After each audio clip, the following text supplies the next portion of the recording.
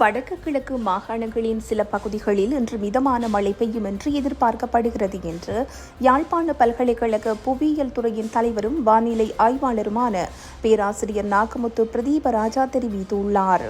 இன்று வடக்கு கிழக்கு, தெற்கு, மேற்கு, மத்திய மாகாணங்களில் மிதமான மழை பெய்ய எதிர்பார்க்கப்படுகிறது. தொடர்ந்தும் 5ஆம் தேதி வரை கிழக்கு மாகாணம், குறிப்பாக திருகோணமலை, மட்டக்களப்பு மாவட்டங்களில் கனமழை பெய்யும் என்று எதிர்பார்க்கப்படுகிறது. அன்று வடக்கு, மத்திய மாகாணங்களில் மிதமான மழைக்கு வாய்ப்புள்ளது. தீவு முழுவதும் 6 மற்றும் 7ஆம் தேதிகளில் பல இடங்களில் மிதமான கனமழை பெய்யும் என்று எதிர்பார்க்கப்படுகிறது. மன்னார், அனுராதபுரம், புத்தளம், சலவத்து, கண்டி, நுவரெலியா, கொழும்பு, கம்பஹா, ரத்தினபுர, களுத்துறை, காலி மற்றும் பதுளை மாவட்டங்களின் பல பகுதிகளில் கனமழை பெய்யும் சாத்தியம் காணப்படுகிறது.